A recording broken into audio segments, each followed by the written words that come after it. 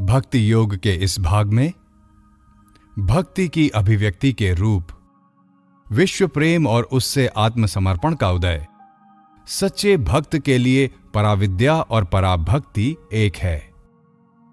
भक्ति की अभिव्यक्ति के रूप।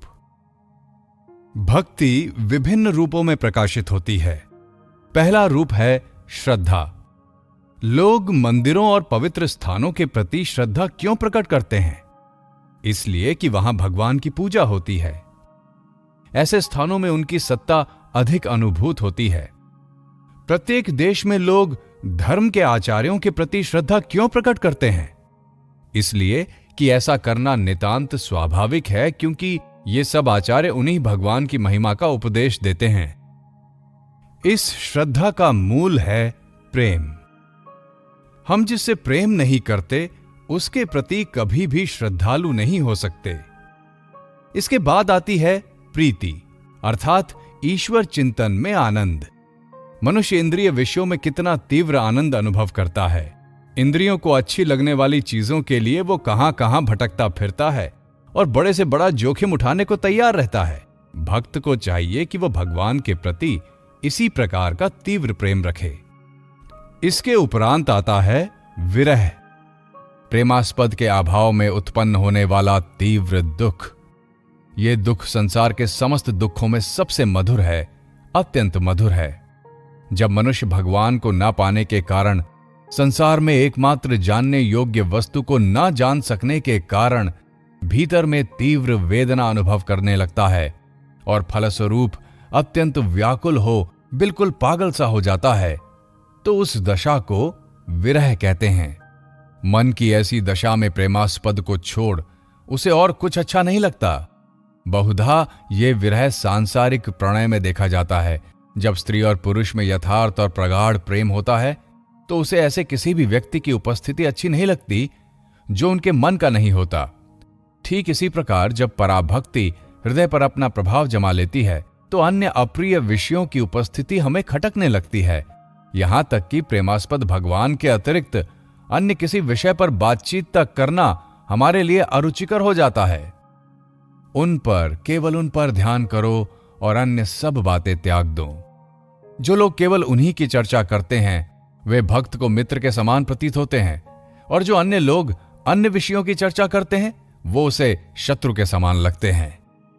प्रेम की इससे भी उच्च अवस्था तो वो है जब उन प्रेमास्पद भगवान के लिए ही जीवन धारण किया जाता है, जब उन प्रेम स्वरूप के निमित्त ही प्राण धारण करना सुंदर और सार्थक समझा जाता है। ऐसे प्रेमी के लिए उन परम प्रेमास्पद भगवान बिना एक क्षण भी रहना असंभव हो उठता है। उन प्रियतम का चिंतन हृदय में सदैव बने रहने के कारण ही उसे जीवन इतना मधुर प्रतीत होता है। शास्त्रों में इसी अवस्था को तदर्थ प्राण संस्थान कहा है। तदीयता तब आती है जब साधक भक्ति मत के अनुसार पूर्णावस्था को प्राप्त हो जाता है। जब वो श्री भगवान के चरणाविंदों का स्पर्श कर धन्य और कृतार्थ हो जाता है, तब उसकी प्रकृति विशुद्ध हो जाती है, संपूर्ण रूप से परिवर्तित हो जाती है। तब उसके जीवन की सारी साध पूरी हो जाती है। फिर भी इस प्रकार के बहुत से भक्त बस उनकी उपासना के निमित्त ही जीवन धारण किए रहते हैं। इस दुखमय जीवन में यही एकमात्र सुख है और वे इसे छोड़ना नहीं चाहते। हे राजन, हरि के ऐसे मनोहर गुण हैं कि जो लोग उनको प्राप्त कर संसार की सारी वस्तुओं से तृप्त हो गए हैं, जिनके हृदय की सब ग्रंथियां खुल गई हैं, वे भी भगवान की निष्काम भक्ति करते हैं। जिन भगवान की उपासना सारे देवता, मुमुक्षु और ब्रह्मवादी गण करते हैं। ऐसा है प्रेम का प्रभाव। जब मनुष्य अपने आप को बिल्कुल भूल जाता है और जब उसे ये भी ज्ञान नहीं रहता कि कोई चीज अपनी है, तभी उसे ये तदीयता की अवस्था प्राप्त होती है।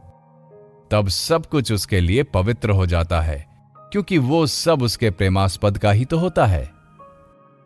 सांसारिक प्रेम में भी प्रेमी अपनी प्रेमिका की प्रत्येक वस्तु को बड़ी प्रिय और पवित्र मानता है। अपनी प्राणिनी के कपड़े के एक छोटे से टुकड़े को भी वो प्यार करता है। इसी प्रकार जो मनुष्य भगवान से प्रेम करता है, उसके लिए सारा संसार प्रिय हो जाता है, क्योंकि यह संसार आखिर उन्हीं का तो है। विश्व प्रेम और उससे आत्मसमर्पण का उदय। समष्टि से प्रेम किए बिना हम व्यष्टि से कैसे प्रेम कर सकते हैं? ईश्वर ही वो समष्टि है। सारे विश्व का यदि एक अखंड रूप से चिंतन किया जाए तो वही ईश्वर है, और उसे पृथक पृथक रूप से देखने पर वही ये दृश्यमान संसार है, व्यष्टि है। व्यष्टि वो इकाई है जिसमें लाखों छोटी छोटी इकाइयों का योग है। इस समष्टि के माध्यम से ही सारे विश्व को प्रेम करना संभव है। भारतीय दार्शनिक व्यष्टि पर ही नहीं रुक जाते, वे तो व्यष्टि पर एक सरसरी दृष्टि डालकर तुरंत एक ऐसे व्यापक या समष्टि भाव की खोज में लग जाते हैं जिनमें सब व्यष्टियों या विशेषों का अंतर्भाव हो। इस समष्टि की खोज ही भारतीय दर्शन और धर्म का लक्ष्य है। ज्ञानी पुरुष ऐसी एक समष्टि की, ऐसे एक निरपेक्ष और व्यापक तत्व की कामना करता है जिसे जानने से वो सब कुछ जान सके। भक्त उसे एक सर्वव्यापी पुरुष की साक्षात उपलब्धि कर लेना चाहता है, जिससे प्रेम करने से वो सारे विश्व से प्रेम कर सके। योगी उस मूलभूत शक्ति को अपने अधिकार में लाना चाहता है जिसके नियमन से वो इस संपूर्ण विश्व का नियमन कर सके।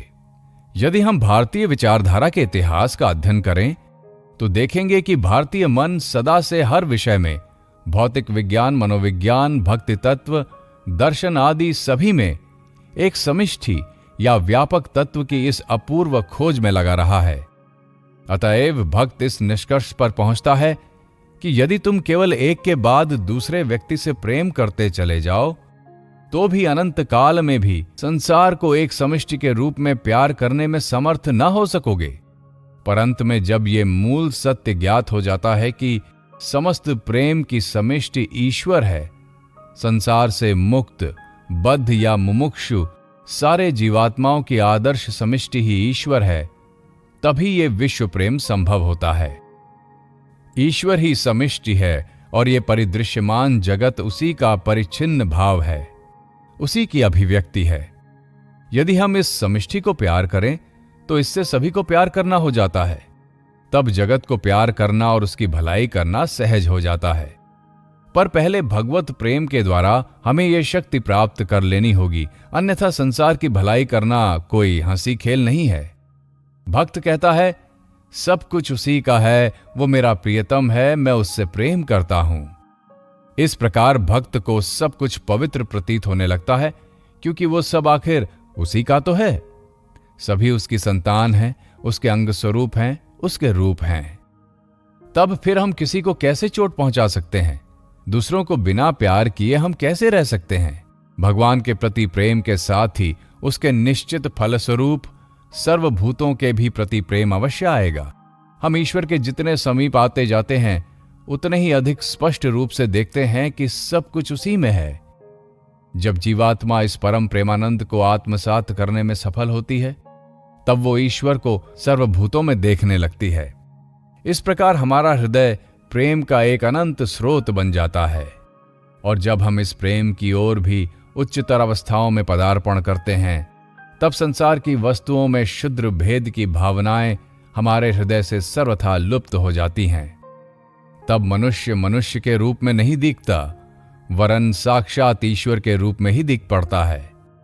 पशु में पशु रूप नहीं दिखाई पड़ता, वरन उसमें स्वयं भगवान ही दिख पड़ते हैं।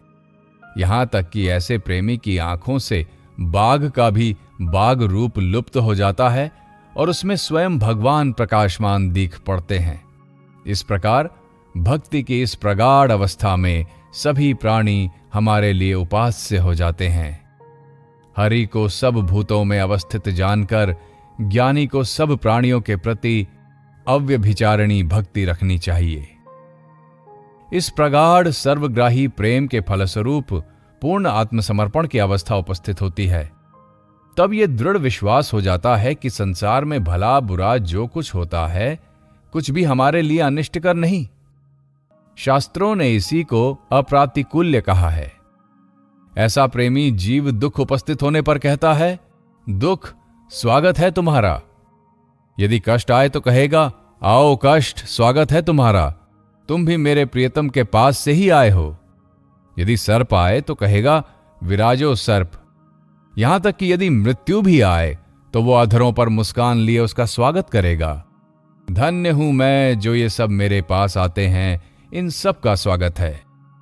भगवान और जो कुछ भगवान का है उस सब के प्रति प्रगाढ़ प्रेम से उत्पन्न होने वाली इस पूर्ण निर्भरता की अवस्था में भक्त अपने को प्रभावित करने वाले सुख और दुख का भेद भूल जाता है।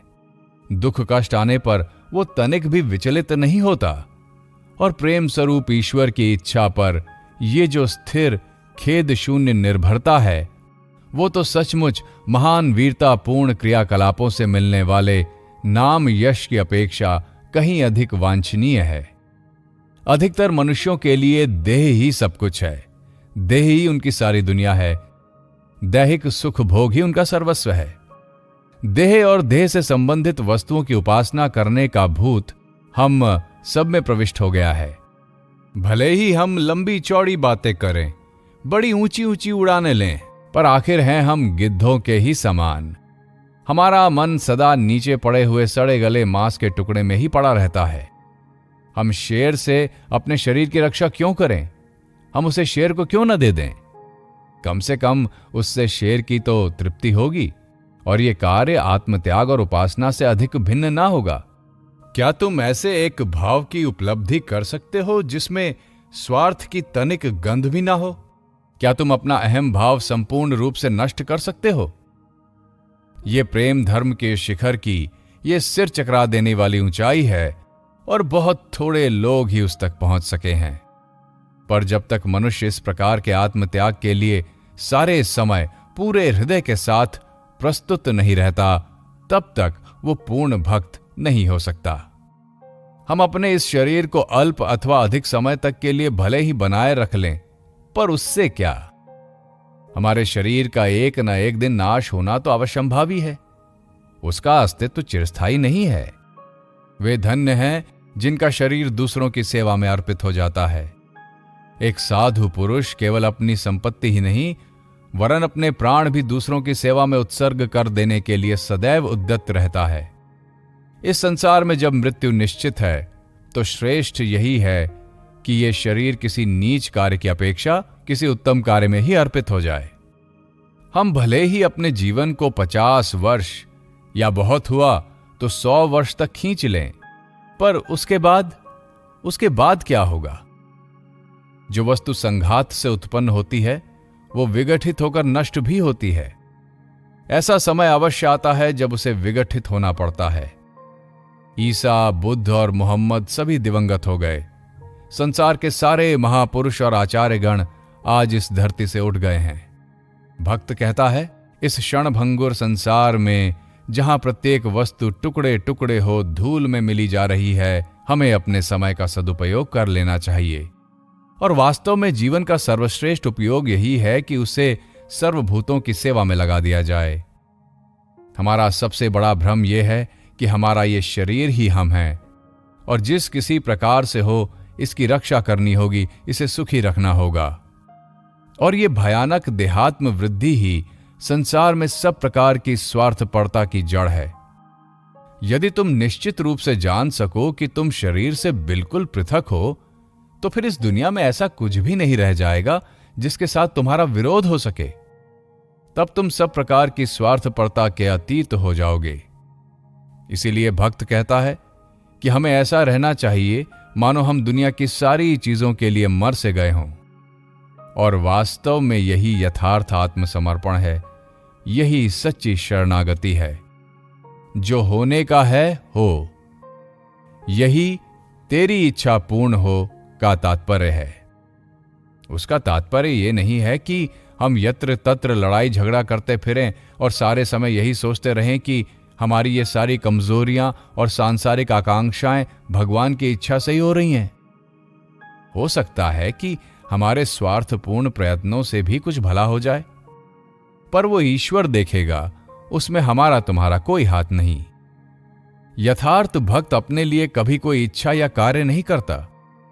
उसके हृदय के अंतरम प्रदेश से तो बस यही प्रार्थना निकलती है, प्रभो, लोग तुम्हारे नाम पर बड़े बड़े मंदिर बनवाते हैं, बड़े बड़े दान देते हैं, पर मैं तो निर्धन हूं, मेरे पास कुछ भी नहीं है।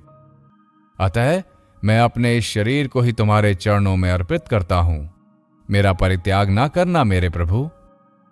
जिसने एक बार इस अवस्था का आस्वादन कर लिया है, उसके लिए प्रेमास्पद भगवान के चरणों में ये चिर आत्मसमर्पण कुबेर के धन और इंद्र के ऐश्वर्य से भी श्रेष्ठ है।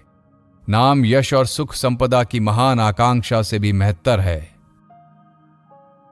भक्त के शांत आत्मसमर्पण से हृदय में जो शांति आती है, उसकी तुलना नहीं हो सकती।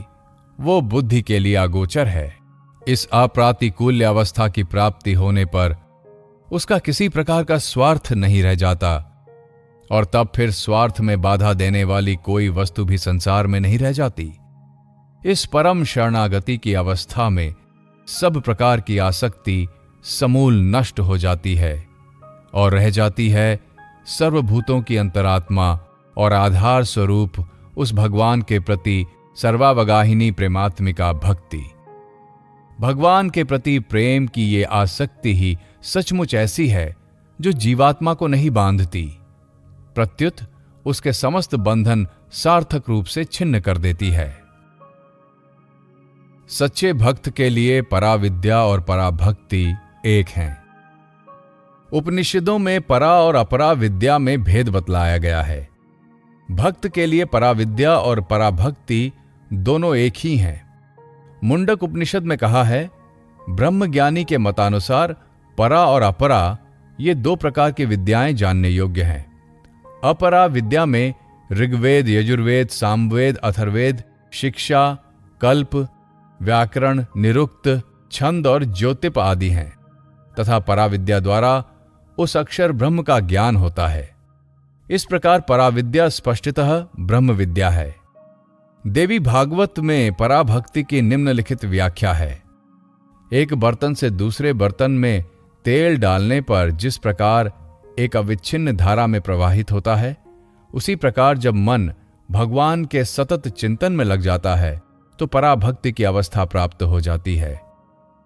भगवान के प्रति अविच्छिन्न आसक्ति के साथ हृदय और मन का इस प्रकार अविरत और नित्य स्थिर भाव ही मनुष्य के हृदय में भगवत प्रेम का सर्वोच्च प्रकाश है। अन्य सब प्रकार की भक्ति इस पराभक्ति अर्थात रागानुगा भक्ति की प्राप्ति के लिए केवल सोपान स्वरूप है। जब इस प्रकार का अपार अनुराग मनुष्य के हृदय में उत्पन्न हो जाता है तो उसका मन निरंतर भगवान के स्मरण में ही लगा रहता है। उसे और किसी का ध्यान ही नहीं आता।